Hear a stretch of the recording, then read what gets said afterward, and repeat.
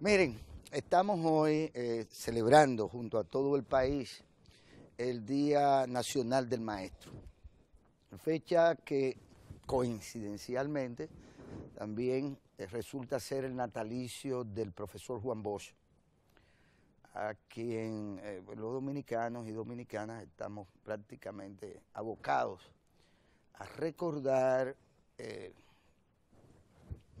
para la eternidad o durante la eternidad, porque es una figura que sin duda ha marcado la historia de nuestro país y se fragua hoy con todo lo que son los anhelos actuales y futuros de los dominicanos y dominicanas. Para ello, bueno, pues, y a propósito de recibir también a la Fundación Profesor Juan Bosch, pues estamos en compañía de Matías Bosch, que resulta innecesario, bueno, pues decirlo, pero hay que decirlo, es nieto de este ilustre dominicano. Matías, bienvenido a Ojalá. Muchísimas gracias, un placer. El doctor... No, yo pienso que una primera acercamiento a esta conmemoración de un año más de don Juan,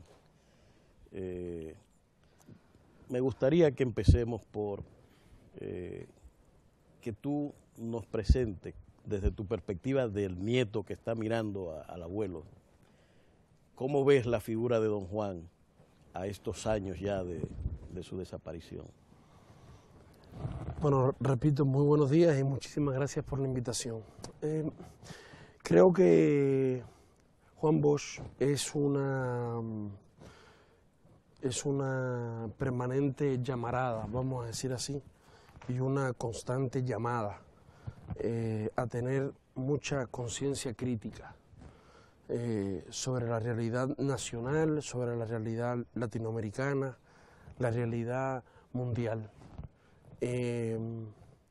Fundamentalmente porque el sentido profundo de todo lo que hizo en su vida, desde escribir cuentos, escribir artículos de periódico, organizar partidos políticos, ser presidente, lo hizo siempre primero por un sentido del deber, pero esencialmente por un sentido del deber movido por una profunda sensibilidad humana.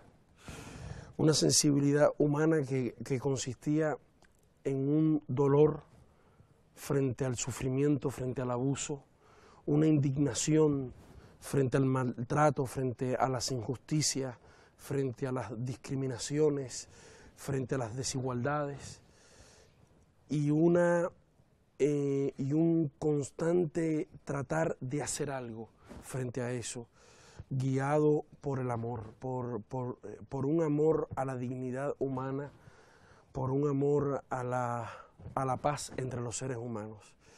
Y yo creo que en ese sentido su capacidad creativa lo acompañó, su inteligencia lo acompañó, pero el luchador que fue, el hombre creativo que fue, el pertinaz y constante hombre combatiente que fue, tiene que ver con eso.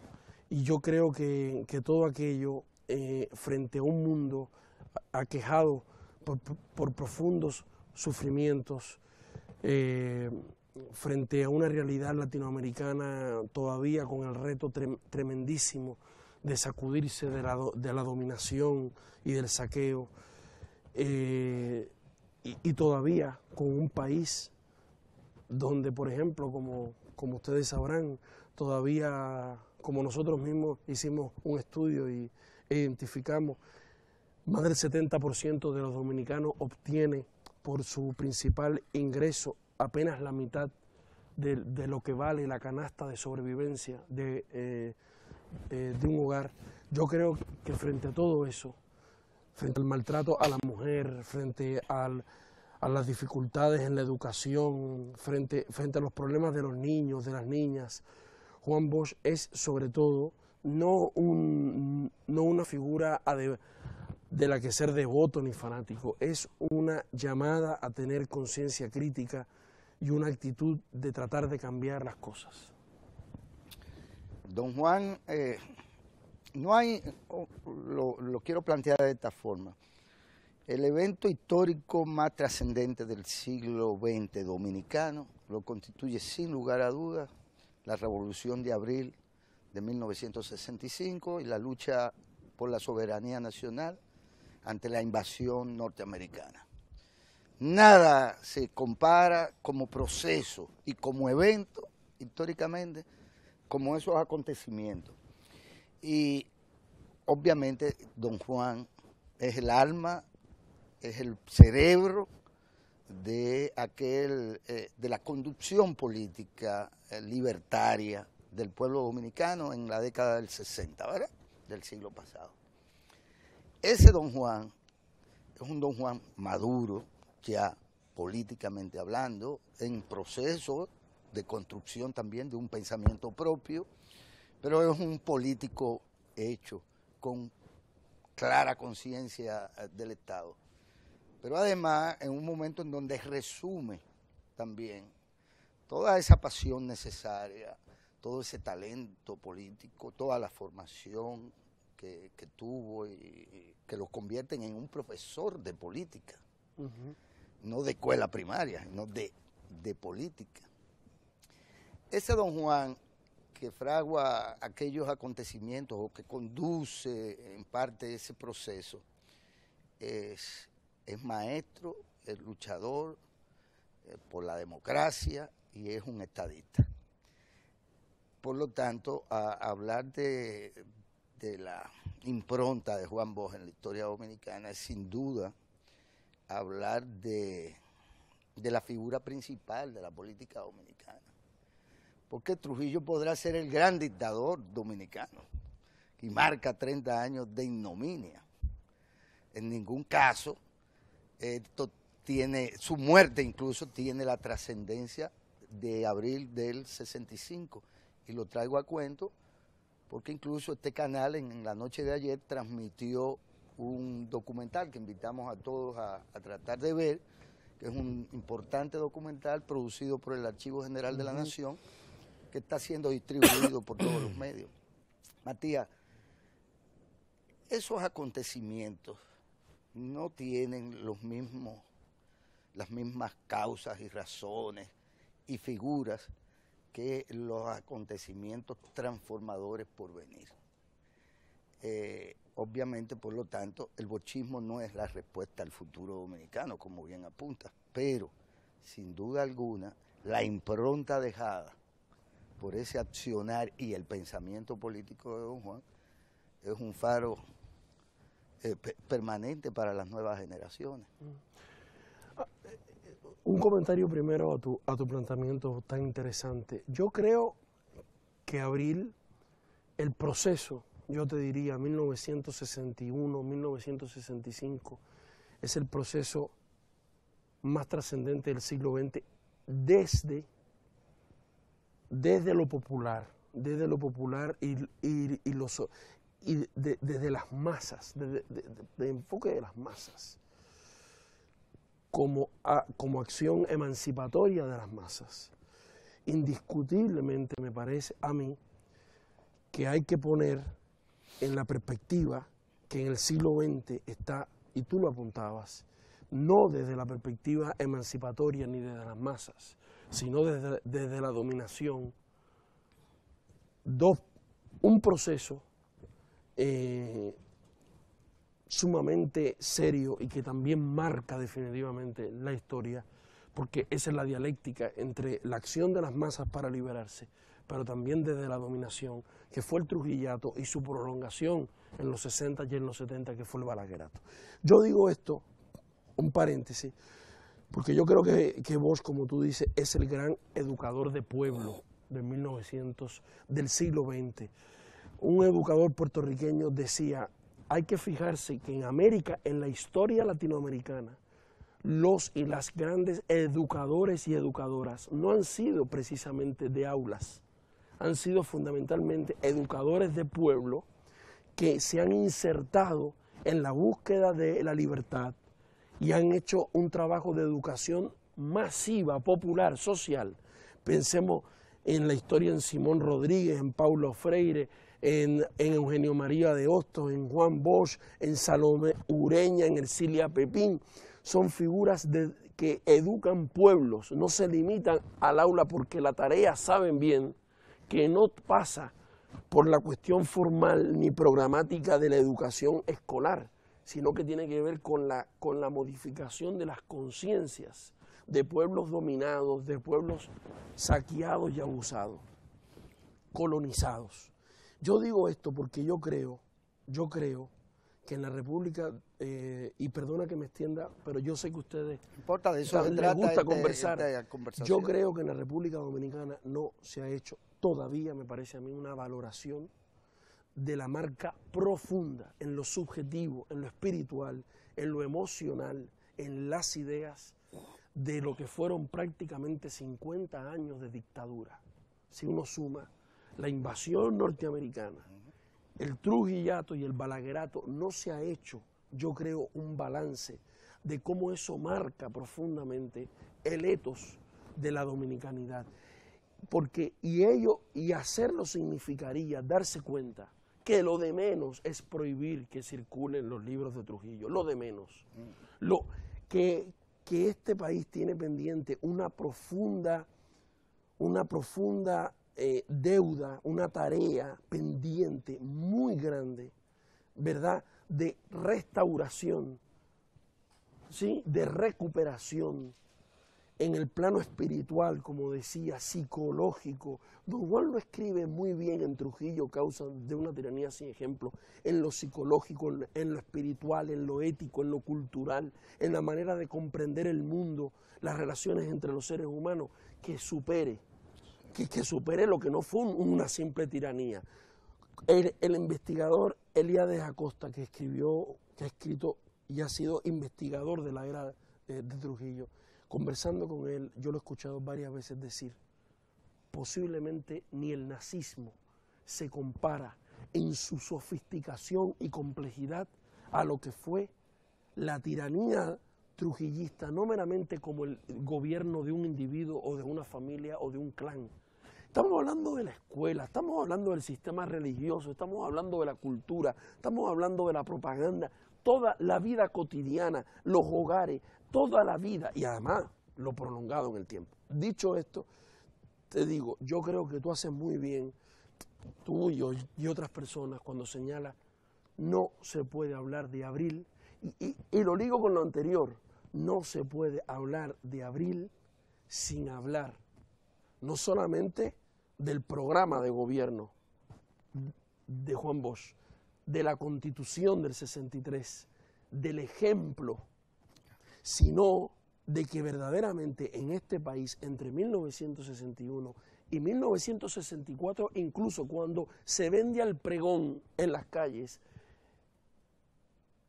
Crisis de la Democracia de América en República Dominicana, que es un libro de Bosch fundamental en la discusión de por qué ocurrió el golpe y qué vamos a hacer, quiénes lo dieron, quiénes son los beneficiarios, quiénes son los perjudicados. No se puede entender abril, claro, sin la ascendencia y el respeto que se ha ganado este líder, sin su relación con militares como Rafael Tomás Fernández Domínguez, que él se ha ganado su respeto y su lealtad, sino además, si lo que pasa en este país es un sacudón en las conciencias. Yo lo decía el otro día en Puerto Rico, por primera vez, yo creo que posiblemente, salvo en la restauración, este pueblo con todo este trabajo por la radio, etcétera, etcétera. Recordemos que Bosch hacía algo que hoy casi está de moda en gobiernos latinoamericanos, pero en el 63 Bosch hablaba semanal al pueblo, semanal. Por primera vez la masa dominicana dice, mi realidad no es que importa, mi realidad es la que importa. Y además, como él explica bien en Crisis de la Democracia, cuando él dice, me dijeron que yo llevé la lucha de clases al país, como culpar a un médico que diagnostica la enfermedad como que él es culpable de la enfermedad. Y él dice, no, la lucha de clase siempre existió. Lo que pasa que solo de una minoría contra la mayoría, y la mayoría no entendía que la fuente, que la razón de su situación de vida eran las injusticias por esa división social. Yo se lo expliqué al pueblo y me siento orgulloso de haberlo hecho. Es decir, este pueblo no solamente comprendió, vio, mi realidad es la que importa. Mi realidad debe ser el tema de discusión de la política. A partir de la consigna hay que matar el miedo. Exacto. Sino que además mi realidad se debe en lo esencial a la brutal injusticia social que no solo tiene que ver con el trujillato, sino que tiene que ver con una sociedad, acuérdense, compuesta por una mayoría de hijos de Machepa y una pequeña minoría de tutumpotes que ahora quiere quedarse con todo. Y yo creo que esa cuestión, ese hecho pedagógico, cultural, espiritual, fue fundamental para uno ver 2 años después a primero un pueblo que nunca apoyó ninguna de las acciones golpistas. Todas y cada una de las acciones golpistas fueron un fracaso en términos de popularidad, sino que en el 65 el pueblo de la ciudad de Santo Domingo, pensemos que esta era una República Dominicana que salía, como digo, de décadas de tiranía, que no tenía ni movilización social, ni organizaciones de masa, ni nada de eso. Es más, el propio partido de Bosch está completamente desmembrado, desarticulado en ese momento. El pueblo y los militares, una cosa que es un caso único en la historia. Yo creo que hay que contar lo que tú decías en la ecuación de cómo Abril es posible.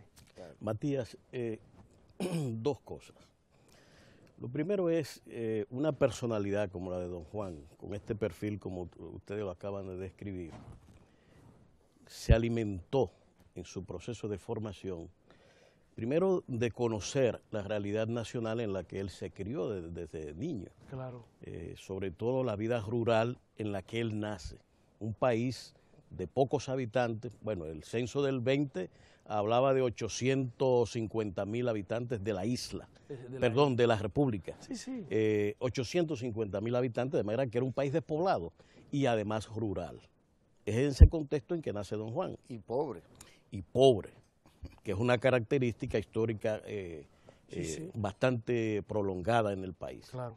Pero por el otro lado entonces está esa influencia de origen, y el otro es Hostos y José Martí, claro, que es, digamos, una presencia permanente en el proceso de formación de don Juan. Esa conjugación de la realidad nacional que él tiene, más el apóstol, o estos 2 apóstoles latinoamericanos, Hostos y Martí, confluyen en la formación de este pensamiento junto con la experiencia política cubana, en la que don Juan se forja ya como un político que mencionaba Guillermo anteriormente. Es allí, incluso las exposiciones diarias que hacía por radio, es una metodología cubana que ya existía y que él probablemente allí fue donde aprendió. De manera que, fíjense los 3 elementos como conjugados apuntan a un perfil de este tipo. Pero tú decías otro elemento importante, el etos de la dictadura. Y yo diría, a manera de resumen, como 2 fuerzas contrapuestas, ese etos y esa cultura de la dictadura que se prolonga desde la intervención hasta Balaguer, es Bosch, son los expedicionarios del 59, ese es Manolo, todos estos luchadores por la democracia, pero don Juan brilla y sobresale en todo ese proceso como el constructor principal del etos y la cultura democrática que posteriormente hemos vivido. Y que hoy vemos entonces todavía los nuevos pujos que la nueva realidad está planteando. En esa confrontación de esa cultura y ese etos de la dictadura y el etos y la cultura democrática de hoy, ¿cuáles son los elementos de crisis que tú ves en este componente del etos y la cultura democrática de la que el Congreso Nacional en su momento, que declaró a Balaguer padre de la democracia, cometió la aberración histórica de hacer esa declaración y que no ha corregido, que para mí debiera corregirla ya, ¿eh? Y decir quién es el auténtico padre de la democracia dominicana, que no fue el doctor Balaguer, sin lugar a dudas. Oye, lo primero que debo decir es que es tan interesante la conversación que se está teniendo aquí, que es muy poco común, ¿eh? O sea, aquí se están planteando cosas que dan casi como para una auténtica... esto es un debate de mucha profundidad, que es una reflexión de mucha profundidad, y en el que posiblemente tengamos nuestros matices y diferencias, pero bueno, eso es parte. Además, yo tengo una ventaja y como soy entrevistado, ustedes están un poquito limitados por el protocolo para contradecir, pero bueno, mira, yo creo que es muy, concho, qué interesante, y disculpen la palabra, yo primero, como tú dices, la formación de un individuo, está la vida en el campo dominicano, que es como dijéramos hoy, los barrios y los campos. O sea, porque yo creo que todavía hoy los datos nos lo dicen, la inmensa mayoría del pueblo dominicano vive. Yo le decía, esta es una realidad como la de pocos países latinoamericanos, donde no hay prácticamente esa intermediación de capas medias. La ha habido recientemente, pero muy poco. Aquí hay una no sé si la palabra segregación, pero una división que es abrupta y drástica entre una minoría, sacando unas capas medias que deben ser unos cuantos miles de personas, entre una minoría, muy minoría que tiene, y una inmensa mayoría que no es la realidad ni argentina, ni chilena, ni siquiera puertorriqueña, aunque ahora en crisis, ni uruguaya, ni mexicana, una inmensa mayoría que vive en condiciones paupérrimas. Pero entonces se forma ahí, en ese campo, como tú dices, los padres. Recuerda que el padre es un hombre de ideas incluso socialistas. El abuelo es incluso de tendencia anarquista, es don Juan Gaviño. El campo, los maestros que tiene allá en La Vega, la escuela normal que es ostosiana, de la cual él se beneficia. Y entonces, pero además de eso, como tú dices, vos trabajas en el censo, en la oficina del censo del 35, lo cual le permite recorrer el país, manejar una cantidad de datos tremenda. Y entonces, claro, el contacto con Hosto y el contacto con Martí. Si ustedes leen, ¿se acuerdan? El prólogo a la edición del 70 de Hosto el Sembrador, si tuviera que decir, si algún día se justificara escribir sobre mí, nací en La Vega, pero volví a nacer en San Juan de Puerto Rico con Hosto. Pero después, cuando Fidel le impone la orden José Martí en el 87, él dice, ustedes no tienen que reconocer nada en mí, le dice, todo lo que yo soy se lo debo a Cuba. Y hay que agregar algo. Hay una experiencia, entre esas experiencias muy importante, que está en crisis de la democracia. Juan Bosch vive la crisis de inicios del siglo XX.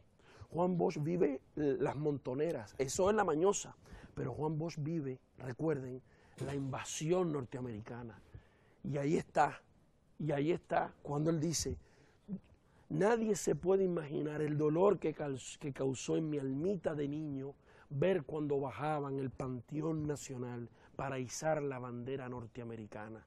Yo escuchaba las historias de Pancho Villa y yo quería que en República Dominicana apareciera un Pancho Villa, un Zapata, un Antonio Maceo, un San Martín. Yo soñaba siendo niño con que apareciera uno de esos próceres que nos liberara. Y yo creo, porque como estoy viendo algunas señales, que la segunda parte quizá merezca... Sí. Vamos a hacer una pausa y regresamos de inmediato con esta interesante conversación a propósito de un año más del profesor Juan Bosch.